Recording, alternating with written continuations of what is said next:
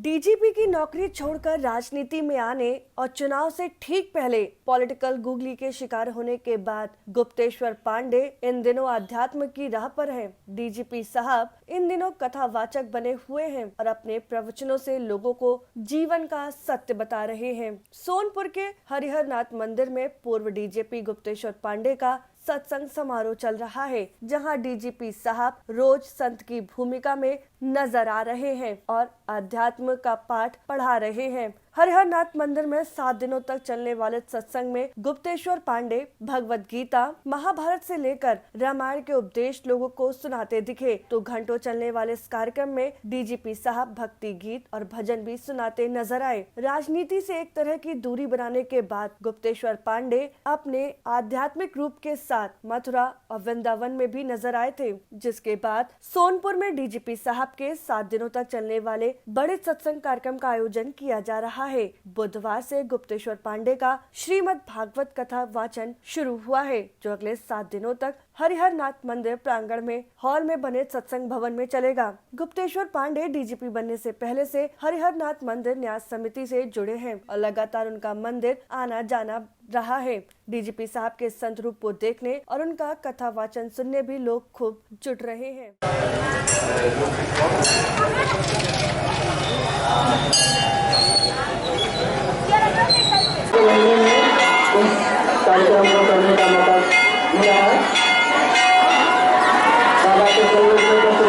Completely air condition. थोड़ा सा पीछे भाई, मोबाइल पीछे थोड़ा सा। कितना सीट? बेटा एक तरफ हो जाओ, एक तरफ हो जाओ।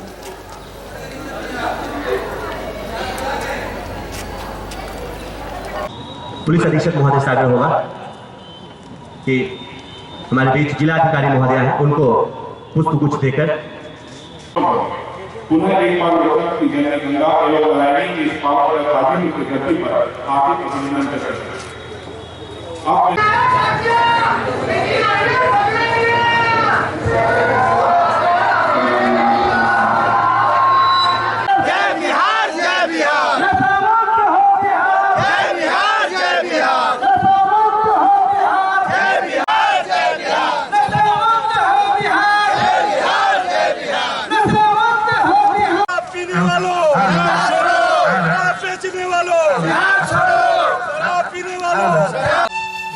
व्यासरूपाय विष्णवे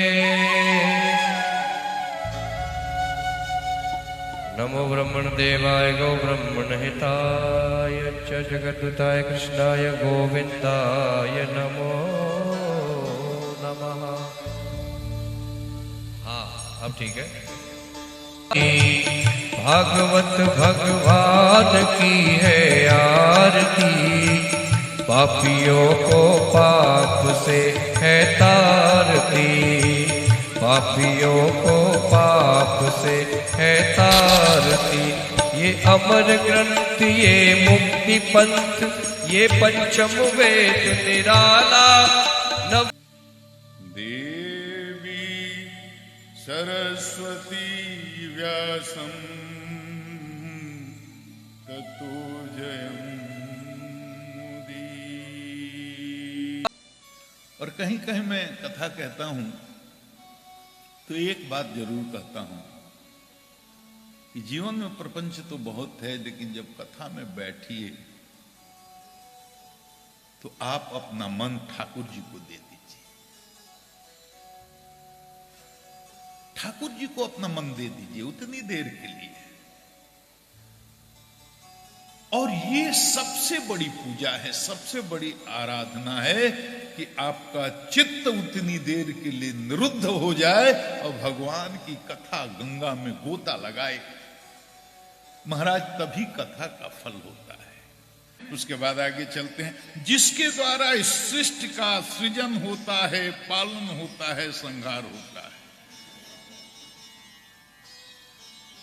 उस सत्य का ध्यान करना है।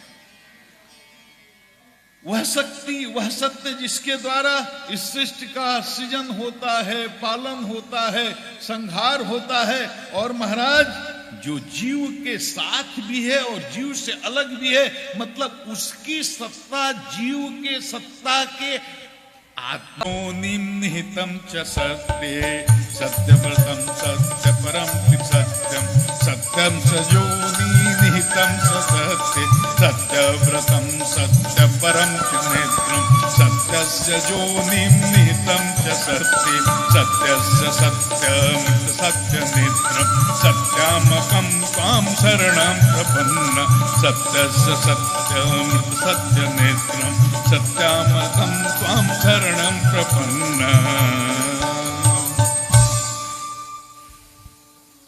जन्मादस्य यतः आदस्य जन्मादि विकार रहितस्यापि यतः यत्र वासुदेव गृहे जन्मा।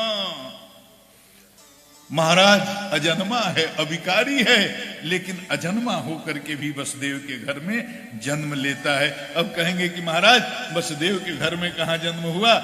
जन्म तो जेल में हुआ कंस के। तो महाराज घर किसको कहते हैं? ईंट पत्थर की दीवार को घर नहीं कहते महाराज।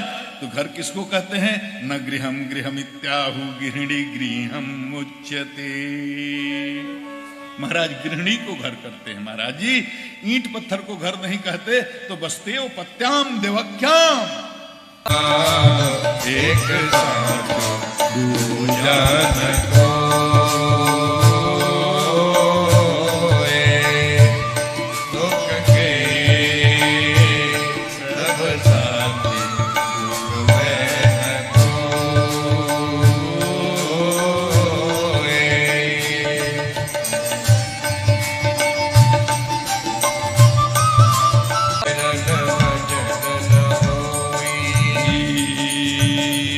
विस्मरणम विष्णु विपदः विस्मरणम विष्णु और संपन्नारायण स्मृति। भगवान का स्मरण करने से बड़ा धन नहीं और भगवान से भूलने से बड़ा विपत्ति नहीं। भगवान से बड़ा और क्या धन हो सकता है? तो महत्व है महाराज। और यहाँ तो बड़ा ही सुंदर दृश्य है महाराज। यहाँ तो महाराज, यहाँ तो वक्ता भी दिव्य, श्रोता भी दिव्य और स्थान भी दिव्य। वैष्णवे क्रियते कथम इह घोरे कलो प्रायो जीवश्चासुरतां गत क्लेशक्रान्तश्च जीवस्य शोधने किं परायणम्।